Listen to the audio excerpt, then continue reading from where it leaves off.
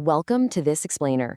Listen, today we are dissecting a genuinely terrifying reality of the open road. We're going to look at some incredible firsthand accounts of late-night highway ambushes, and we're breaking down the exact anatomy of these traps. We're going to explore the incredibly calculated ways that things like isolation and exhaustion are weaponized against solo drivers, and, how what looks like an innocent cry for help can literally instantly turn into a fight for your life. I must have been within 5 inches from one of the bags when the loudest gunshot I've ever heard rang out into the night. End quote. I mean, wow. It's just a heart-pounding, terrifying moment of sudden violence. But to truly understand the mechanics of this trap, we actually need to rewind a bit. Like, how exactly did an experienced trucker find himself staring into the trunk of a complete stranger's car in the dead of night, literally fractions of an inch away from a gunshot? Okay, let's dive right into Section 1, the Mojave Desert Trap. So, picture this. The year is 2017. Our driver is on a long overnight haul right through the Mojave Desert heading toward Arizona. And it is pitch black out there. I mean, complete darkness in every single direction. And to make matters even worse, his semi-truck's headlights are incredibly dim, so he's really straining his eyes just to see the pavement in front of him. Now, he's debated pulling over to just wait for sunrise, but, needing the money from the delivery, he pushes on through this total crushing isolation. And then, his headlights catch something completely out of place. He slams on his brakes, stopping just a foot away from a seemingly brand new red Ford Fusion. But notice the deeply calculated staging here.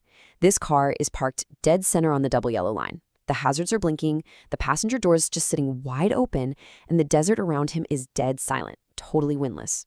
Now, believing he can hold his own in a fight and genuinely thinking someone just needs a quick jumpstart, the trucker's curiosity kind of wins out here. So he parks his massive semi and steps out into the dark. And every single step he takes draws him deeper into the trap. First, he walks up to the car and finds it totally empty. Nobody in the front, nobody in the back. Super eerie, right? He looks inside and sees the keys are actually still sitting in the ignition, but the engine is off. He decides, okay, I'll check the trunk.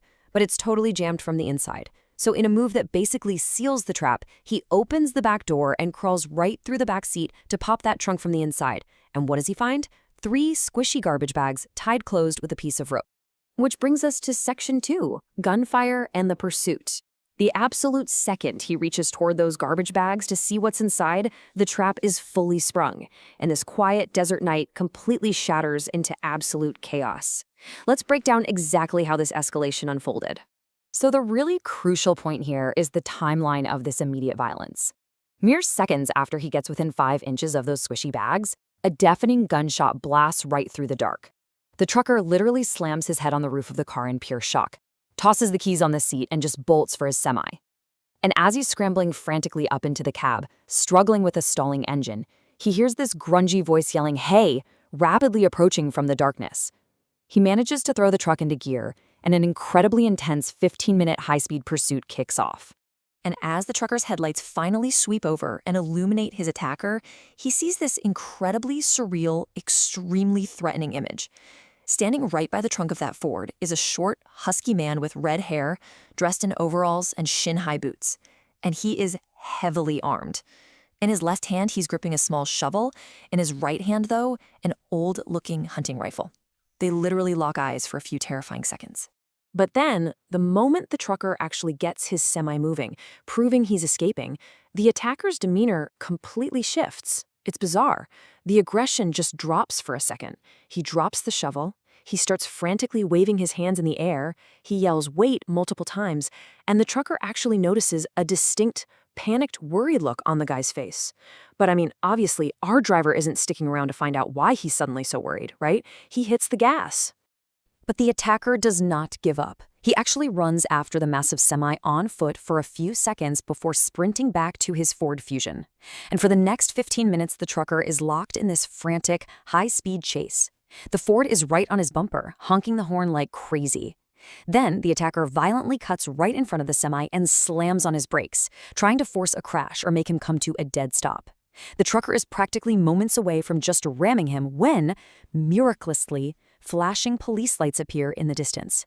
Instantly, the Ford veers off the road and speeds away into the pitch-black desert. Wow. Okay, moving right along to Section 3, recognizing highway traps.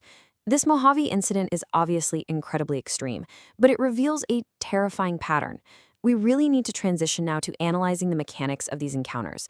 Because, guys, these aren't just random acts of violence. They are highly calculated lures that rely entirely on a driver's basic human instincts, like curiosity or the genuine desire to help someone, to pull them out of the safety of their vehicles. See, there is a massive difference between a normal hazard and a calculated red flag. A normal hazard, that's a car safely pulled over on the shoulder with a flat tire. A red flag trap is a car parked dead center on the double yellow lines, and it happens at truck stops too. Another source we looked at details a trucker pulling into what looked like an abandoned convenience store in Ohio just to grab a drink. Inside a pitch-black back room, he finds a plugged-in but completely gutted refrigerator, just an empty shell. He hears a noise, gets totally spooked, and drives away, only to notice movement in his sleeper cab curtain later on.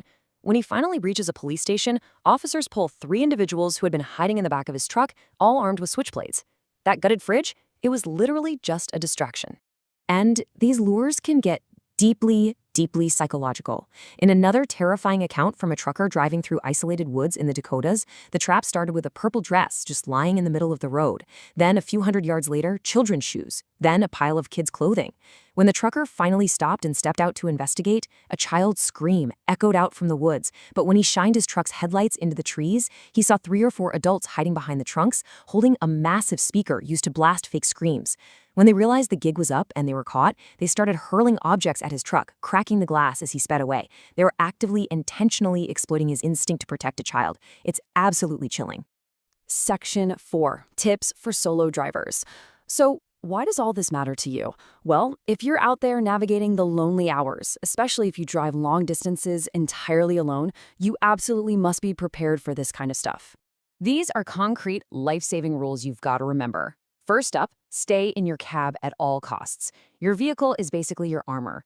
Keep your doors locked and never, ever step out to investigate weird anomalies in the road.